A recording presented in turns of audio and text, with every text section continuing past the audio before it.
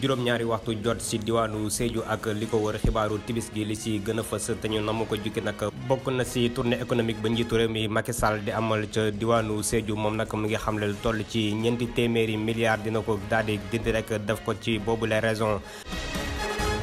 leneen ci ay xibaar njiitu Horizon Sans Frontières di Boubacar Seye moom nag daal dina yéey yàbbi ca la xew ci réewum Tunisie ginnaaw kàddu ya nga xamante ni njiitu réew ba fooy yëkkati woon na ko. ndogal gi mu jëloon ci wàññi teb luyaas yi nag njiitu réew mi Macky Sall décret bi dinañ ko jëmmal niki suba 1er mars lii lépp ab tënk la yaatal gi léegi lay doon. njiitu réew mi Macky Sall door na tournée économique ba muy amal ca diwaanu Sédhiou niki démb niki tey nag ki nga xamante ni moo di jëwriñ ju ñu dénk wàllum finance ak budget di Moustapha Ba daal na xam ne ni ñeenti téeméeri milliards ya nga xamante ne nag nguur gi jëloon na ko ca atum 2015 ca conseil des ministres ba mu doon amal sa boobule diwaan téeméer boo jël nag juróom-benn fukk ak ñett yi nag daal dinañ koy réaliser. njiitu réew mi Macky Sall daal dina xamle ca boobu leen ndaje nag yokkaat na ci toll ci ñeent téeméeri milliards si suñu koppar nag daal dina ko jaglelaat bi les raisons ci lépp lu ñeel wàllum courant xëyu ndaw ji ak lépp la nga xamante ni wàllum sociaux de base la ñu déglu seeni kàddu. Si on regarde l'axe 1 du plan Sénégal émergent. bu ñu xoolee axe 1 plan Sénégal émergent te gouverneur bi ñëwaat ci bu baax a baax. di nga gis ne lépp lu jëm ci xew wàllu mbéy mi ak li nga xamante ni moo di agriculture infrastructure énergie ba ci lépp li nga xamante ni moo di ay infrastructure sax te mu baal di bokk ci li nga xamante ni moo di plan Sénégal émergent daal dina am performance bu baax a baax fii ci Sédhiou li ko waral moo di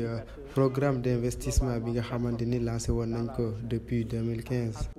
jàpp nañ ne jëmal programme bi nga xamante ni moo di programme d'investissement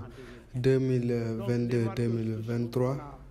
fii ci région de Sédhiou mu ngi daal di bokk ci li nga xamante ni moom lañ jàppee comme continuité maanaam ab boyandi ak ab amplification jëm ci li nga xamante ni moo di investissement. waaw monsieur le président de la république dégg nañ nga wax. dynamisme économique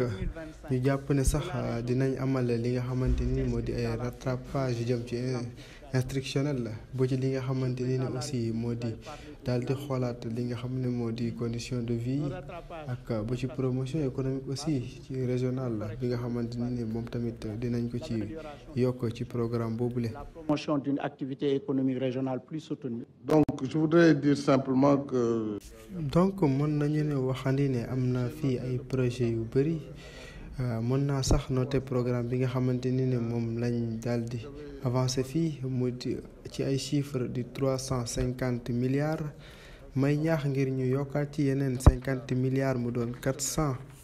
400 milliards loolu sax laa waxaan kii di premier ministre. yokkute googu sax mu ngi war a jëm ci li nga xamante ni moo di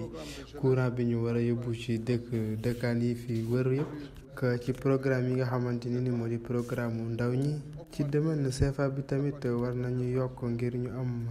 li nga xamante ni moo di ay yokkute jëm ci li nga xamante ni moo di capacité d'intervention bi la. lépp lu jëm ci wàllum agriculture tamit war na am li nga xamante ni moo di modernisation maanaam ab yeesal ndax dañoo jàpp ne loolu moom mooy facteur clé wu développement moo tax aussi ñuy xaarandi ñu jox leen ay tracteur ak ay moteur ci wàllum hydraulique tamit jàpp nañu ne war nañu dem ba nga xamante ni lii di wàllum accès à l'eau maanaam nit ñi ñëpp mën a ak jàppande ci li nga xamante ni moo di ndox mi la. Position de ces différentes ressources.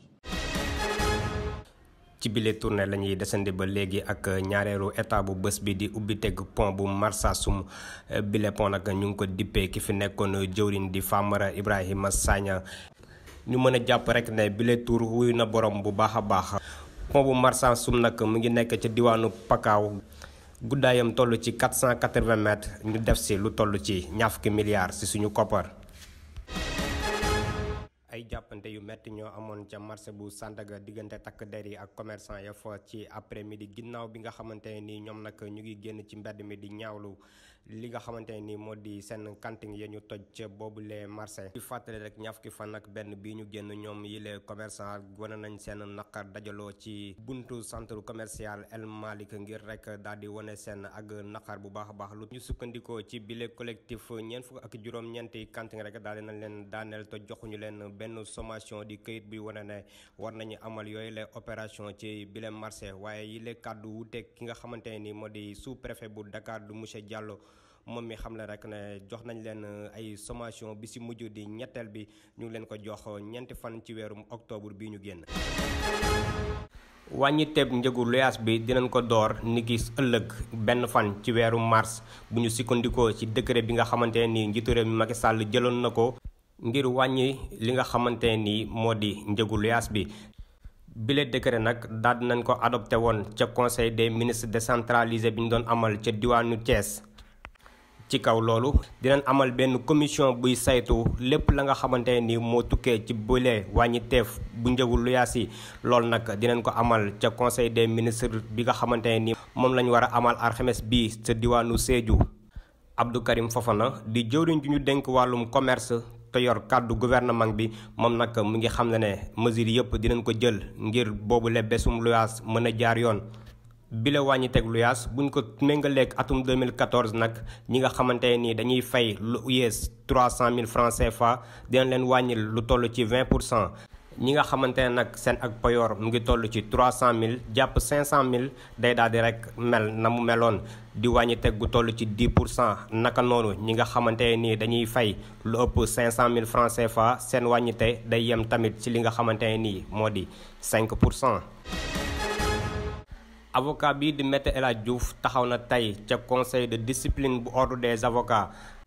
ki nga xamante ne nii mooy layal Adji Sarr ay naataangoom daal dinañ ko àtte rek niki tey ci talaata ji ginnaaw bi ñu ko suspendre juróom-ñaari fan ci weeru février ndax ay génn yu bari yi muy génn di wax ci dossier bi nga xamante ne nii moo di dossier Sweet Beauté ñeel clientam bii di Adji Sarr ak leader bu Pastef di Ousmane Sonko. bile conseil discipline de l'ordre nag lu toll ci fukk ak juróom-ñeenti juge ñoo fa nekk. attekat bi di Maître El Hadji Diouf bu fekkee li ñu koy tuumal rek laale na ci benn yoon mën na am lu toll ci ñeenti sanction muy avertissement blâme wala sax ñu daal di koy tere li nga xamante ne nii moo di liggéeyam di avocat lu mën a dem ba toll ci ñetti at wala sax ñu daal di koy rajee mu bañ a liggéeyati bile fonction abadan.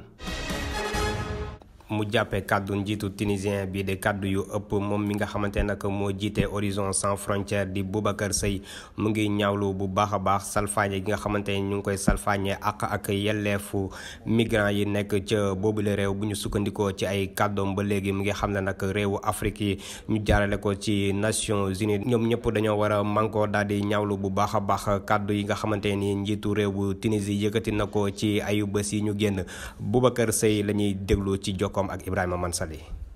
waaw kaddu yi nga xam ni le président tunisien Kais Saied yëkkati na ko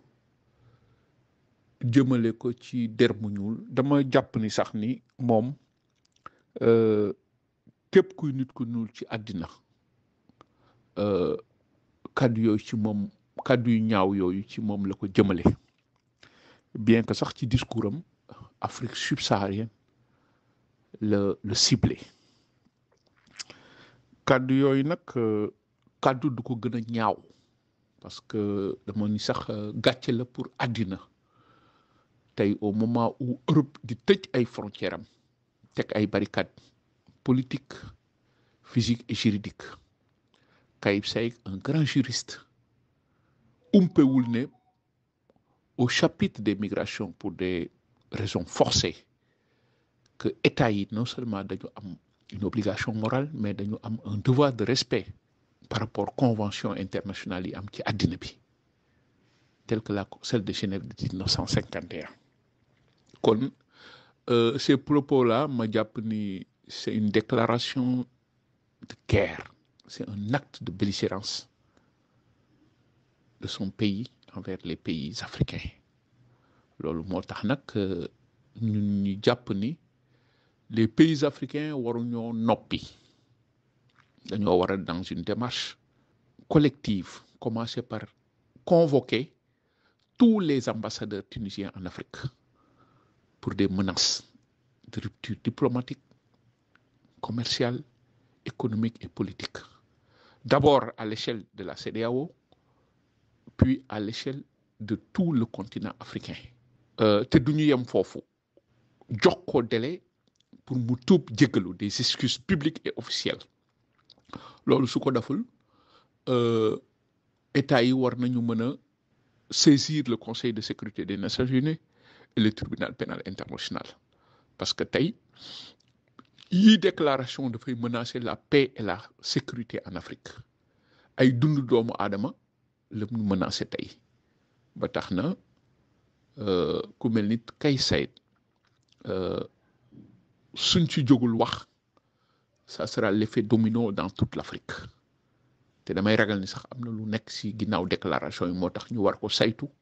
président yëpp jóge fulla ba lii dootul amati ci àddina. quart de finale Coupe d'Afrique des Nations yi am ca Égypte ñeer ñi seen at yees ñaar fukk nag mu ngi wëy ca quart de finale yi réewum Sénégal nag xam na kam ci war a dajal di réewum Bénin bile jongante ñu fas yéene ko amal alxames ñaari fan ci weeru mars bu ñaari waxtu ci bëccëg jotee ca stade international bu Caire yeneen ci ay affiche nekk tirage bi nga xamante nag ñeel wàllum 8e de finale bu Coupe de la Ligue dina door ci week-end bi ñu déglu Ibrahima Mansali ci ay leeral. au sort bu 8e de finale Coupe de la Ligue bu Sénégal amal nañ ko niki démb altine jongante mucc ayib moo ñuy xarandi Jaraaf Génération Foot Guédiawaye FC bokk nañ ci boobule compétition ci programme bi ay derby moo ñuy xarandi de la Ligue 1 moo ñuy xarandi Jaraaf dina jongante ak Génération Foot Guédiawaye FC ak Casa Sport bi nga xamante ne mooy leader bu Ligue 1 bi Teungueth FC mu nekk benn club de la banlieue dina jàkkaarlool ak Wakam Jambour de Louga dina laale ak AS Pikine Walidane bu Thiès moom ak Dakar Sacré-Cœur Jambar ak Stade bu Mbour mu nekk benn duel de la Petite Côte ki nga xamante ne moo nekk dernière position ci Ligue 2 bi di Port mooy janool ak Jamono bu Fatick ci fàttali match yooyu les kat ñu ngi koy xarandi ñeenti fan ak juróomi fan ci weeru mars bi ñu dënmal phase de groupe bu CAN U20 yi nga xamante ne ñu koy amal ci jamono ji fale ci Égypte ndar képpe nañu fi mu toll ni tembe daanaka xam nañu ay affiche yi quart de finale yi Sénégal dina janool ak Bénin ci 17h Ouganda dina jàkkaarlool ak Nigéria ci vendredi bi à 14h Gambie dina jàkkaarlool ak Soudan du Sud 17h su jotee Congo dina laale ak Tunisie. leneen ci ay xibaaru tàggat yaram footballkat bi nag di Lionel Messi daal di jëlaat beneen raaya niki démb di the best di nag footballkat bu gën a ràññeeku ci atum 2021 jàpp 2022. doomu Argentine bi nga xamante ne nag moo jël coupe du monde bi nga xamante ne nii moom la ñu weesu daal di rek jiitu Karim Benzema ci bile trophée FIFA the best. beneen ab doomu Argentine bu ràññeeku di Lionel Scaloni moom la ñu tabb entraîneur bu gën a xarañ ci atum 2022 sélectionneur argentin bi ay atam toll ci ñeent fukk ak ñeent moom nag wane na mbégteem bu baax a baax muy mel ni doomu Argentine yi dañoo wane seen bopp bu baax a baax ndaxte ki ñu tabb góol bi gën a xarañ ci bele équipe la daal di nekk di wuyoo ci turu Emiliano te it équipe bu Argentine bi la ñu tabb équipe bu gën a xarañ ci atum 2022. ci bile FIFA the best doomu Sénégal bii di Sadio Mané jël juróom-benneelu place bi ci bile classement ndem amoon na gaañu ci njeexantalu atum 2022 ba mu tere woon ko bokk ci coupe du monde bañ daan amal Sadio Mané wane woon na boppam bu baax a baax ci coupe d'Afrique bañ doon amal naka noonu ci phase élimination coupe du monde 2022. bile élément mooy ndar képp xibaaru marax yi rédaction bi dina fi dikkaat léegi ci yeneen jotaayu xibaar ñeel wàllum français ak Henri Sène